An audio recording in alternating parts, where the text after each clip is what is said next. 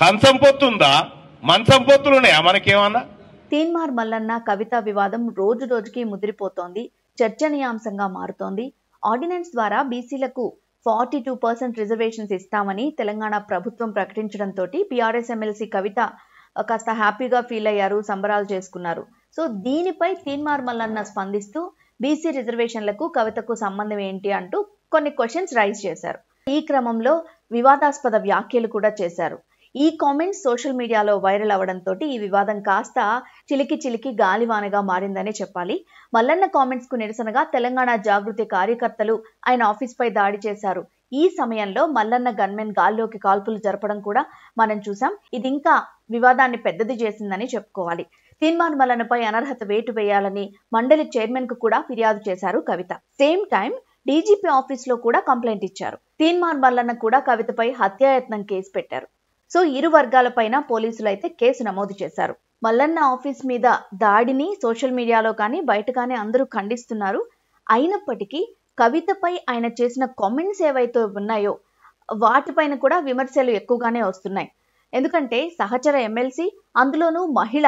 So తనపై కవితపై మల్లన్న చేసిన వ్యాఖ్యలు అస్సలు ఏమాత్రం సరికాదు అంటూ పొలిటికల్ సర్కిల్స్ లో అయితే చర్చ నడుస్తోంది.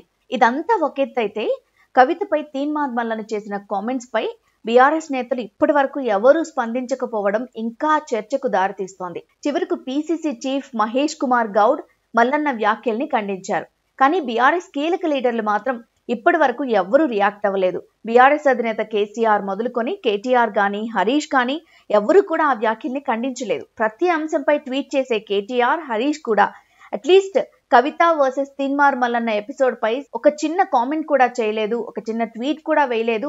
ఫైనల్లీ సైలెంట్ గా ఉండిపోయారు. దీంతో కవితను కేసీఆర్ కుటుంబం, బీఆర్ఎస్ పార్టీ పూర్తిగా దూరం పెట్టింది అనే టాక్ రోజు రోజుకి పెరిగిపోతోంది. కవిత తండ్రి కేసీఆర్ కు లేఖ రాయడం, అది లీక్ అవ్వడం, ఆ తర్వాత కేటీఆర్ ని టార్గెట్ చేస్తూ కవిత కొన్ని విమర్శలు గుప్పించడం కూడా మనం చూసాం. సో ఈ పరిణామాలతోటి కేసీఆర్ ఫ్యామిలీ ఆమెకు దూరంగా ఉంటూ వస్తోంది. మరోవైపు బీఆర్ఎస్ నేతలు కూడా కవితతోటి అంటిముట్టనట్లుగా వ్యవహరిస్తున్నారు. ఈ టైంలో తీన్మార్ మల్లన్న చేసిన వ్యాఖ్యలు అది కాస్త వివాదంగా మారినా కుటుంబ సభ్యులు కానీ బీఆర్ఎస్ పార్టీ ముఖ్య నేతలు కానీ స్పందించకపోవడంతో కవితను పూర్తిగా కారు నుంచి దించేశారు అనే ప్రచారం జరుగుతోంది. తీన్మార్ మల్లన్న చేసిన వ్యాఖ్యల్ని మండలి ప్రతిపక్ష నేత మధుసూదనాచారి మాత్రమే ఖండించారు. అంతే తప్ప మిగిలిన ఎవరూ రెస్పాండ్ అవ్వలేదు. ఆఖరికి పీసీసీ చీఫ్ మహేష్ కుమార్ గౌడ్ కూడా ఖండించారు కానీ బీఆర్ఎస్ నుంచి మాత్రం స్పందన అస్సలు లేదు. అయితే బీఆర్ఎస్ నేతలు ఎవరూ స్పందించకపోయినా పీసీసీ చీఫ్ రియాక్ట్ అవ్వడంపై తీన్మార్ మల్లన్న కాస్త సీరియస్ కామెంట్సే చేశారు. కాంగ్రెస్ పార్టీకి కల్వకుంట్ల కవితకు ఒక అధికారిక ఒప్పందం నడుస్తోంది అంటూ కామెంట్ చేశారు. మొన్నటి మంత్రివర్గ విస్తరణప్పుడే కవిత కూడా మంత్రిగా ప్రమాణ స్వీకారం చేస్తే బాగుండేది కదా అని అన్నారు. ఇది నిజమో కాదో కాంగ్రెస్ పెద్దలు సమాధానం చెప్పాలని కూడా డిమాండ్ చేశారు. కవిత కాంగ్రెస్ పార్టీలో చేరేందుకు రంగం సిద్ధమైంది అంటూ ఇంకాస్త ఒక అడుగు ముందుకేసి మరీ కామెంట్ చేశారు. దీంతో కవితతో కేసీఆర్ ఫ్యామిలీ, బీఆర్ఎస్ పార్టీ పూర్తిగా తెగదెంపులు చేసుకున్నట్లేనా, కవితను ఫ్యామిలీ పార్టీ పక్కన పెట్టేసిందా అనే అనుమానాలైతే ఎక్కువ అవుతున్నాయి. ఇంత వివాదం జరుగుతున్నా ఎవ్వరూ రియాక్ట్ కాలేదు అంటే కవిత, కేటీఆర్ మధ్య చాలా గ్యాప్ ఉందని టాక్ వినిపిస్తోంది. ఇదంతా గమనిస్తుంటే గనక ఇప్పట్లో కేసీఆర్ కవితను చేరతీసే అవకాశాలు కనిపించడం లేదు. ఈ ఎపిసోడ్ తో కవిత కూడా బీఆర్ఎస్ కు మరింత దూరం కావచ్చేమో అనే క్వశ్చన్ రైజ్ అయింది.